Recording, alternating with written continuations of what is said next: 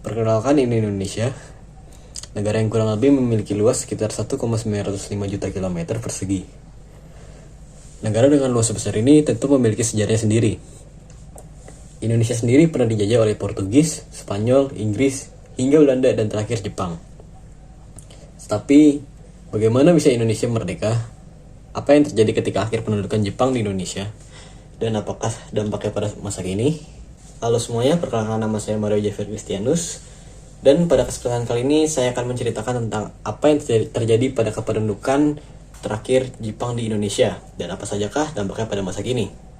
Semuanya berawal pada janji kemerdekaan Jepang dan juga BPUPKI pada akhir tahun 1944, di mana posisi kedudukan Jepang itu pada Perang Pasifik sangat tertekan, yang dimana pasukan sekutu itu berhasil merebut pulau demi pulau yang dikuasai oleh Jepang dan berhasil mendekati negara Jepang tersebut.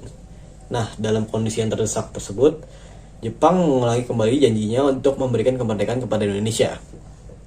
Untuk membuktikan keseriusannya pada kali ini, pada 1 Maret 1945, Jepang mengumumkan kembali dibentuknya Dokuritsu Junbicho Sakai, atau bahasa Indonesianya merupakan Badan Penyelidik Usaha-Usaha Persiapan Kemerdekaan Indonesia, yang jika disingkat adalah BPUPKI. Sesuai namanya, badan ini bertujuan untuk mempersiapkan apa saja yang diperlukan oleh kemerdekaan Indonesia. Anggotanya sendiri berjumlah sekitar 60 orang yang berasal dari golongan masyarakat berbeda seperti Tionghoa dan Arab. BPUPKI melakukan sidang pertamanya pada 29 Mei 1945 sampai 1 Juni 1945. Di dalamnya terdapat pembahasan dan usulan panjang yang diberikan oleh Muhammad Yamin, Dr. Supomo, dan Ir Soekarno, yang masing-masingnya bisa kalian dilihat layar kalian. Dari saran seorang ahli bahasa, rumusan ini diberi nama Pancasila. Tetapi menurut Soekarno, Pancasila ini bisa diperkecil lagi menjadi 3 sila, dan 3 sila ini masih bisa diperkecil lagi menjadi 1 sila atau ekasila, yaitu gotong royong. Meskipun begitu, sampai sidang berakhir mereka masih belum dapat kata sepakat untuk menjadikan Pancasila sebagai dasar negara. Maka dari itu, BPUPKI ini membentuk sebuah panitia kecil beranggotakan 9 orang yang disebut sebagai Panitia 9. Tugasnya sendiri adalah untuk menyelesaikan dasar negara serta tujuan dan asas yang akan digunakan oleh negaranya mendatang. Pada sekitar 22 Juni 1945, Panitia 9 berhasil menyusun dokumen penting yang sampai sekarang masih kita gunakan, yaitu Preambul Gang berisi asas dan tujuan negara Indonesia merdeka. Rumusan dasar negara yang tercantum dalam Piagam Jakarta tersebut tersusun dari hasil musyawarah berisi persis seperti Pancasila, tetapi memiliki sila pertama yang berbunyi ketuhanan dengan kewajiban menjalankan syariat Islam bagi pemeluk-pemeluknya. Pada 22 Juni 1945, kesepakatan jika presiden adalah seorang yang harus memeluk agama Islam dan Islam adalah agama negara itu ditandatangani bertepatan dengan lahirnya hari Jakarta. Karena itu dinamakan Piagam Jakarta. Hasil dari PPKI tersebut kemudian disampaikan pada rapat kedua BPUPKI, dan pada sidang kedua ini BPUPKI membentuk 3 panitia, yakni Panitia Hukum Dasar, Masalah Ekonomi, dan Masalah Bela Negara. Pada 14 Juli 1945, Ir Soekarno mengajukan rancangan isi hukuman dasar yang isinya dapat kalian lihat di layar ini. Sidang ini menerima dengan baik usulan dengan panitia hukum dasar ini, dan setelah itu BPUPKI menyelesaikan tugasnya dan dibubarkan pada 7 Agustus 1945 dan digantikan oleh Dokuritsu Junbi Inkai, yang jika diindonesiakan adalah Panitia Persiapan Kemerdekaan Indonesia atau yang bisa dikenal sebagai PPKI. Nah, anggota PPKI ini dipilih langsung oleh Marsekal Terauchi yang merupakan penguasa tertinggi Jepang pada wilayah Asia Tenggara. Anggota PPKI ini berjumlah 21 orang dan badan ini ditetapkan pada 9 Agustus 1945.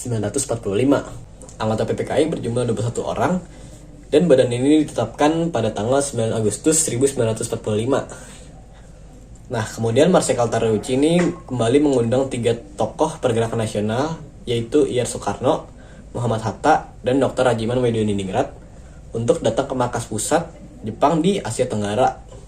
Nah, dalam pertemuan itu ia mengatakan jika ia akan memberikan kemerdekaan Indonesia pada tanggal 24 Agustus 1945 dengan wilayah meliputi seluruh wilayah bekas Hindia Belanda. Sekembalinya 3 tokoh pergerakan nasional tersebut, mereka mendapatkan informasi jika Jepang menyerah kepada sekutu setelah kota Hiroshima dan Nagasaki telah dibom oleh bom atom. Selanjutnya, atas tekad bersama dan dipelopori oleh tokoh-tokoh pemuda pergerakan nasional pada saat itu, Indonesia kemudian memproklamasikan kemerdekaannya pada 17 Agustus 1945, yang dimana tanggal tersebut seminggu lebih cepat dibandingkan tanggal yang dijanjikan oleh Jepang tadi. Nah, ini sendiri juga merupakan bukti bahwa kemerdekaan Indonesia itu bukan dari pemberian Jepang, melainkan perjuangan dari Indonesia itu sendiri. Lalu pengaruh penjajahannya sampai saat ini juga masih dapat kita rasakan sampai sekarang. Nah, dampaknya yang bakal saya bahas itu ada dua, yaitu pada bidang sosial budaya dan juga militer. Dalam bidang sosial budaya, pengaruh penyajian Jepang tampak pada struktur masyarakat, bahasa, kesenian, dan pendidikan. Yang pertama ada struktur masyarakat, di mana ketika masa pemerintahan kolonial Belanda, Indonesia hanya mengenal desa selaku unit pemerintahan kecil. Tetapi setelah pendudukan Jepang, struktur tersebut dibagi lagi menjadi lebih kecil, yang disebut RT atau rukun tetangga dan RW atau rukun warga. Sistem ini juga dinamakan sebagai Tonarigumi pada pemerintahan Jepang. Nah, tujuannya sendiri adalah untuk memudahkan administrasi dan pengawasan pada masa Jepang saat itu. Kemudian pada saat yang basah, itu pada tahun 1943, Jepang mengizinkan berdirinya Komisi Penyempurnaan Bahasa Indonesia atas desakan tokoh-tokoh Indonesia yang pada akhirnya berhasil memodifikasi 7.000 bahasa Indonesia modern, dan pada semenjak saat itu juga pemerintahan pendudukan Jepang turut berperan bagi perkembangan bahasa Indonesia ini. Pada bidang kesenian, Jepang juga mendirikan Keimin Buddha Shidosho atau pusat kebudayaan di Jakarta, yang tujuannya sendiri adalah untuk mewadahi aktivitas kebudayaan di Indonesia agar tidak menyimpang dari tujuan Jepang sendiri. Mereka mengadakan beberapa pameran karya pelukis di lokal. Mereka mengadakan beberapa pameran karya pelukis lokal di Indonesia dan juga memfasilitasi beberapa seniman-seniman untuk melahirkan lagu-lagu nasional seperti Kalau Padi Menguning Lagi. Pada bidang pendidikan, sistem pendidikan formal yang bisa kita pakai pada saat ini yaitu SD, SMP, dan SMA, yang dimana SD itu 6 tahun, SMP dan SMA 3 tahun. Itu juga bermula pada Jepang yang menerapkan sistem pendidikan seperti di negaranya. Di Indonesia,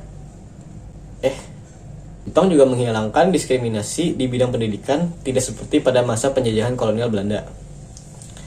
Pemerintah Jepang membantu semangat pada bidang militer, pemerintah Jepang membantu membangun semangat nasionalisme. Pada bidang militer, pemerintah Jepang juga membantu membangun semangat nasionalisme kalangan kaum muda Indonesia lewat latihan militer yang mereka lakukan, meskipun pada sebenarnya itu program tersebut dirancang untuk kepentingan perang Jepang, tetapi efek sampingnya malah menguntungkan bagi Indonesia, terutama proses kemerdekaannya, dan terus dipraktikkan sampai sekarang ini juga. Jadi ya kurang lebih sekitar segitu saja untuk pembahasan dari akhir kependudukan Jepang di Indonesia dan juga dampaknya sampai kita rasakan pada saat ini. Semoga bermanfaat. Thank you.